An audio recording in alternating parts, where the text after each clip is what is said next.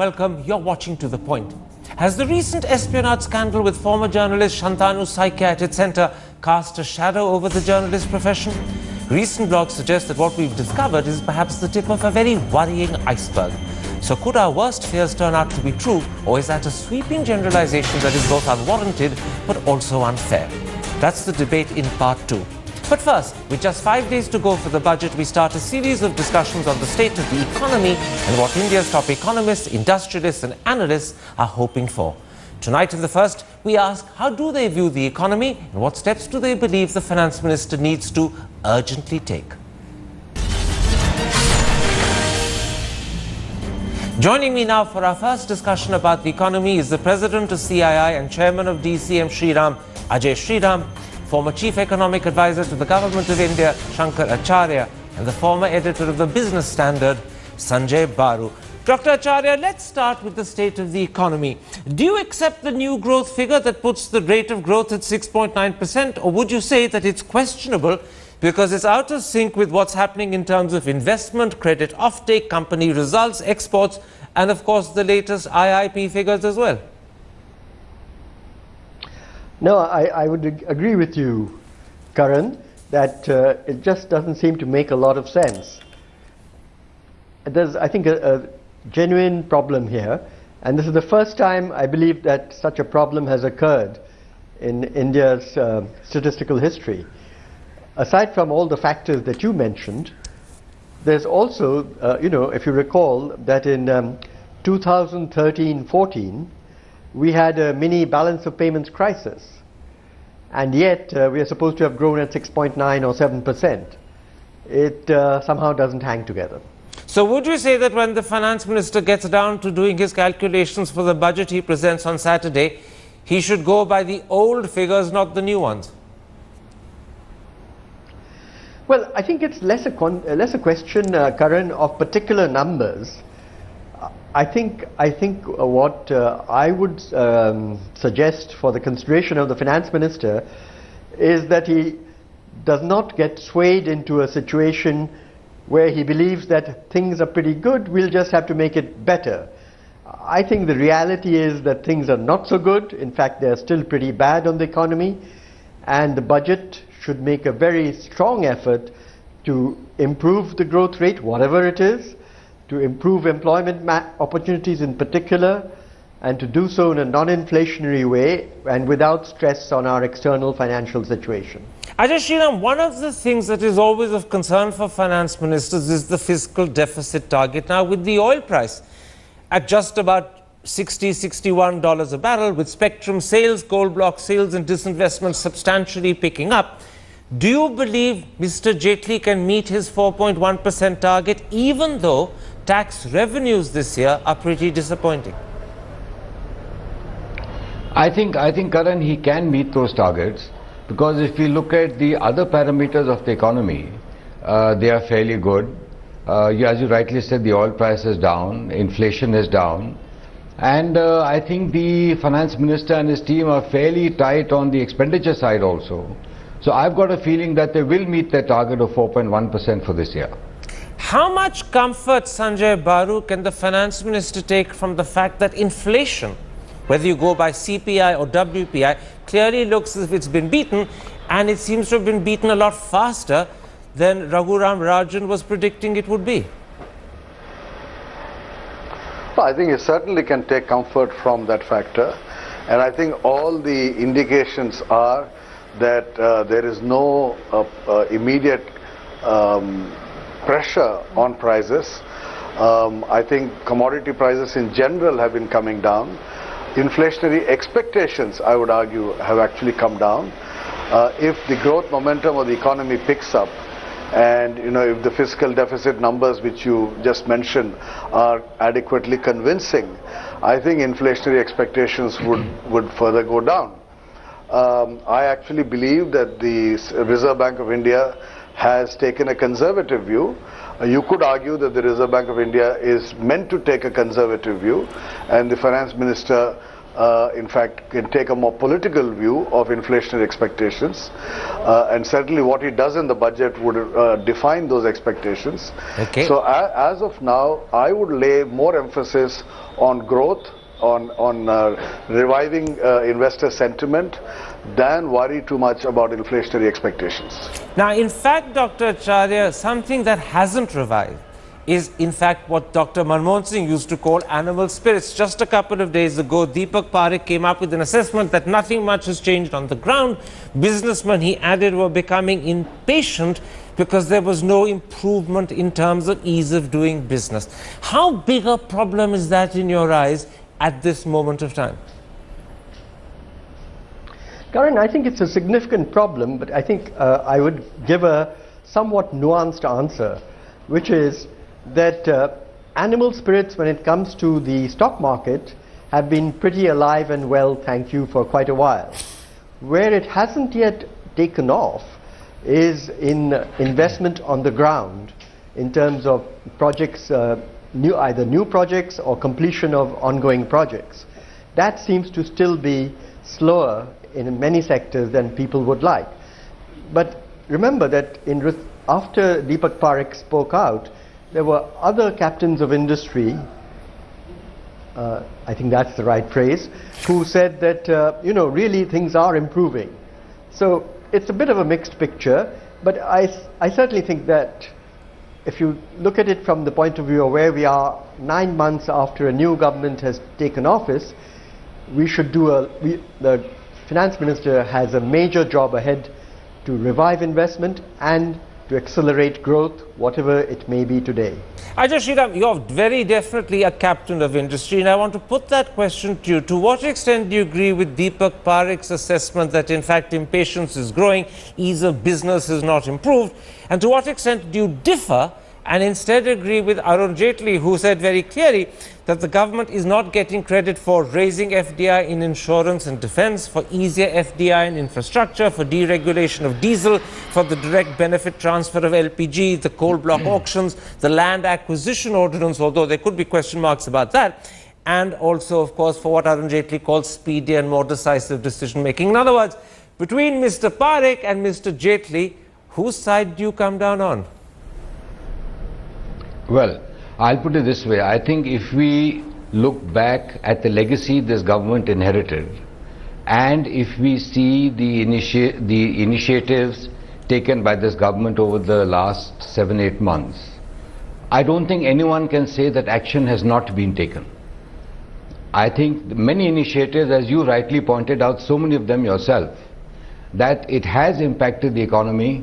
The positive mood and sentiment has changed dramatically.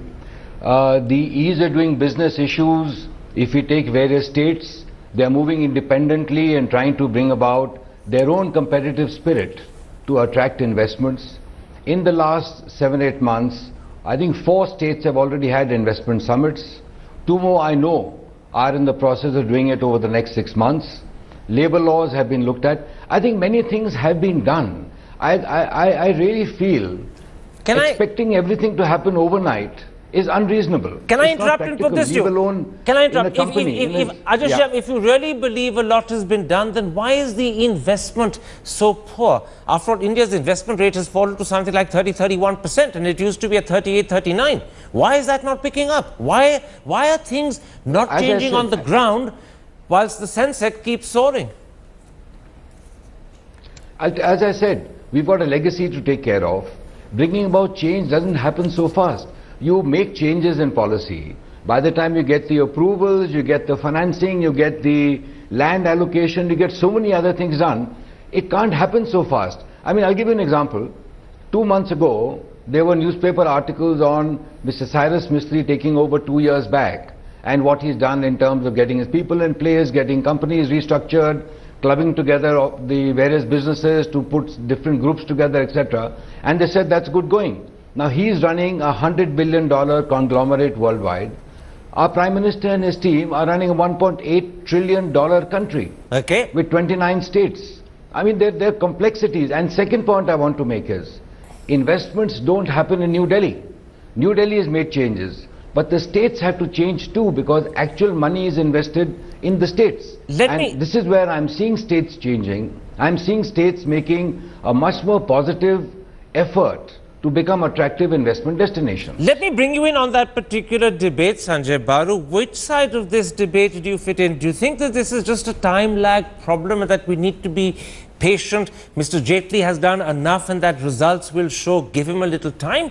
Or are you on the side of Mr. Parekh, who questions why ease of doing business is not improving, which is underlined by the fact that whilst the Sensex may be soaring, but investment on the ground, as Dr. Charya pointed out, is not improving?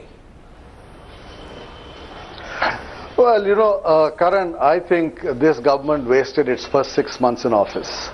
The sense of urgency that many of us expected would define economic policy immediately after the new government came to power in May. That sense of urgency was initially lacking. The July budget of Mr. Jaitley was disappointing. And then subsequently the government got itself diverted into a whole range of issues which it should have tried to avoid.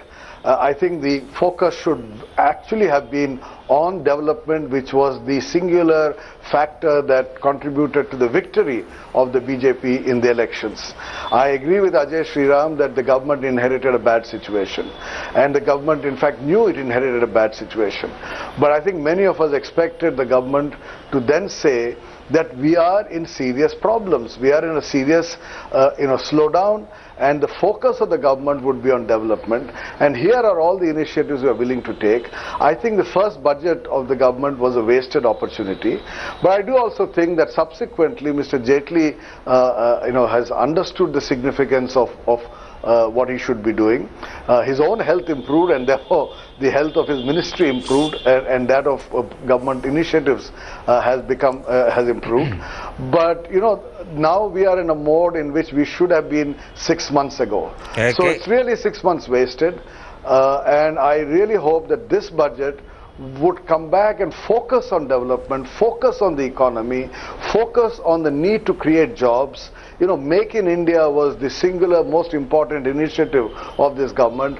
They have to focus on Make in India. I've kept repeatedly saying that Make in India in Hindi would be Bharat Mein Banao, and the government should actually have been saying Bharat Mein Banao, Bharat Ko Banao. Okay. In other words, Make in India should be the foundation of building a new economy and reviving investor sentiment. So I certainly hope much more would be done now, because we in fact have wasted time in the first few months of this government.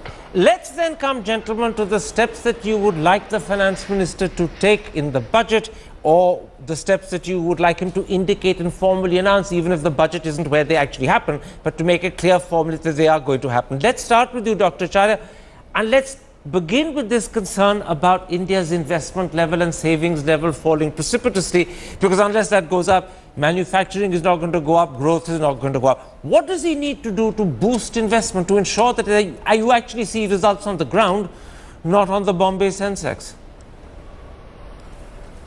Well, first of all, I think I do want to say that I agree with Ajay that the legacy problems are very serious, and so tackling it will take some time. Now, I think in the budget, what he needs to do, the Finance Minister, is certainly ramp up capital spending or investment on government account, and to do that in a way which is consistent with the fiscal deficit still being under control.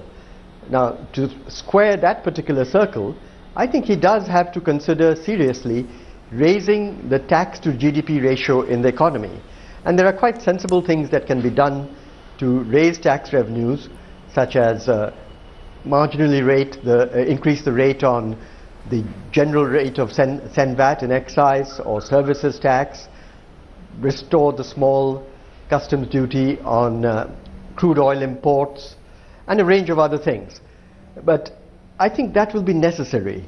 I'm a little skeptical of various kinds of financial engineering that have been proposed by people to square the circle of how to reduce the fiscal deficit while ramping up public investment. Aside from that, I think there has to be serious reform initiatives which may have already partly started. Let's take, for example, what has been done with respect to the cooking gas cylinders, which, as you know, are now handled in a different way, using the network of Aadhaar numbers and moving essentially to a cash transfer system. Now, cooking gas is a relatively small part of our subsidy problem. What I think the Finance Minister has to lay out a roadmap for is to do something very similar with respect to food grain subsidies, kerosene subsidy, and other major subsidies which are there in the system. Fertilizer, for example. Now, carry on. Sorry. Carry on. Carry on. Yeah, and I think all these are doable. They'll all take time, but the whole point of the Jan Dhan program and the Aadhaar program, marrying them, I thought, was to move to cash transfer systems, which will not only improve targeting of these subsidies, but will also reduce their level, because at present, as all studies show, there are leakages to the extent of 40 to 50%. I noticed that you laid emphasis on ramping up capital spending through increasing the tax to GDP ratio. You left out, did you do it deliberately, in an increased divestment target? Because that's another way of doing it, isn't it? Well, if you're asking me, Karan, I've always been a bit skeptical of disinvestment as a source for financing budget deficits. Okay. Because really, in the rest of the world, that's not how this thing is treated. No, but I meant as a source of capital spending. Well, whatever spending, it's government spending ultimately. You'll have to borrow the money somehow on the side of the government if you don't raise tax revenues. Okay, I take your point. Let me bring you in, Ajay Sriram. Let me put this to you. One of the issues that rankles with international investors, and it does rankle with a lot of Indian investors, is that the Vodafone problem hasn't still been adequately resolved. Mr. Jaitley in last budget promised not to do it again, but it remains on the statute book, and theoretically, if the government wants it, can always repeat it. Do you think this is a bullet he needs to bite, or is it just something that comes up in television studios and doesn't really put off investors either here or abroad? What's your answer to that specific one? Well, I would say that considering that the retrospective tax issue was adopted through Parliament and the process of bringing it on 2-3 years back was through the parliamentary system, I would tend to feel, and this is what we have discussed with many people outside too, that the Finance Minister has frequently focused on this point that, look, we don't believe it's principally right, we are not going to do it in the future. I think this one judgment of High Court which came, which they have not challenged, is a very clear indication of their intent. So I don't think it's such a big issue that people will not invest because of that. Okay. So I think it is not such a major issue as it's being made out to be, as you were mentioning. All right, I'll just point out for the sake of the audience that there are many other top industrialists who disagree with you, but this is clearly an issue where an interpretation is required, and maybe the Finance Minister will take your interpretation. Coming to reform, Sanjay Baru, I noticed that one key reform that the government is shying away from and many believe is essential to boost manufacturing is labour law reform. Now, Rajasthan has done it. Madhya Pradesh is considering doing what Rajasthan has done, but beyond those two states, the central government isn't moving. Do you think the budget needs to give a firm commitment from the government that this is an issue we will tackle in the next 3 or 4 months, or is it just too difficult for a finance minister to do? Well, first of all, Karan, if you don't mind, on the Vodafone issue, I actually take Mr. Jaitley's statement seriously. I think he has made very convincing arguments in defense of government policy. He has reassured investors that they will never go back to retrospective taxation, and I think I would at least argue that many businessmen do take his assurances seriously. As far as amending the law itself is concerned, that's a more difficult process, and I'm not sure whether this government is in a position to take that on in the parliament. The same applies to labor laws. I don't expect the Finance Minister to focus on that in the budget speech. I was just reading the President's address to Parliament today. There's no reference to labour law reform in the President's address to Parliament.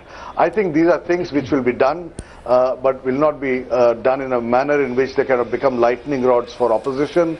But I think the more important thing is, at the state level, many state governments are in fact changing the modalities for investment, are improving the ease of business. Again, the President's address to Parliament today referred to the ease of business.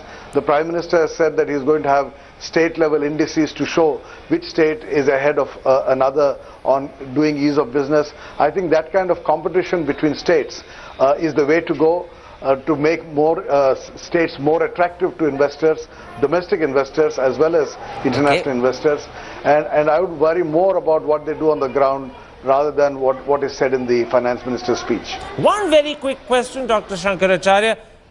The BJP Parliamentary Board is meeting virtually as we speak, and they're considering the possibility of diluting the Land Acquisition Amendment Ordinance. We don't know what that dilution will amount to, but we do know that they're worried about the opposition they face both inside and outside Parliament. How much of a negative signal would be dilution of the government's own ordinance in this particular field? Karan, I think potentially this could be a significant negative signal. But in a way, what this illustrates to me is that when in our system a bad economic law is passed by Parliament, and as I recall, the BJP voted in favor of the earlier Land Acquisition Act brought in by the UPA, changing that law within a short space of time or even a long space of time becomes a huge challenge. So I think the political sort of arithmetic of this is going to be pretty tricky. Very quickly. Let me just mention one other thing which is unrelated. Yeah, okay. Go ahead. Now, one other area which I think is very important in terms of boosting both the investment climate and actual investment when it particularly comes to private investment is a serious sort of roadmap to reform the governance and efficiency of public sector banks. I don't want to go into detail, we don't have the time, but I think that's very vital. Okay, that I think will have to be the last note on which we end this particular discussion. There's a lot there for the Finance Minister to listen to, a lot for him to learn. We have to wait, of course, till Friday to discover how much he takes on board. But my thanks to all three of my guests for joining me. Time for a break, but then, has the present espionage scandal cast a long and worrying shadow over the journalist profession in India? Join me in a moment to find out the answer.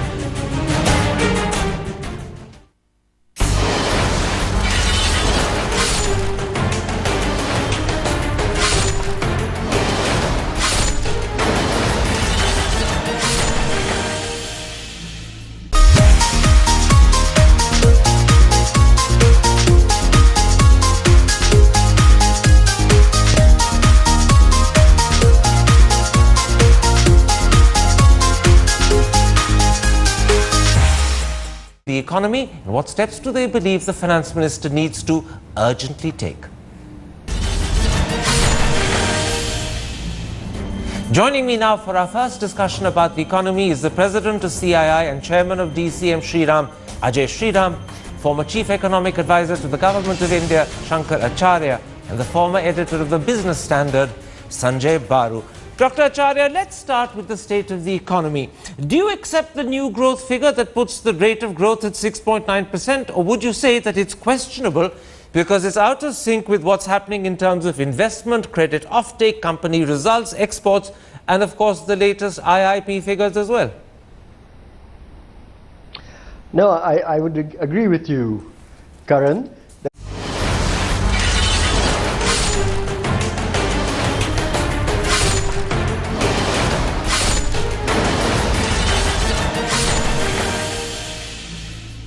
Hello and welcome. You're watching To The Point.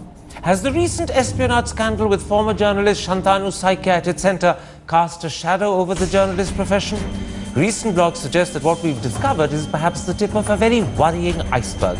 So could our worst fears turn out to be true, or is that a sweeping generalization that is both unwarranted but also unfair?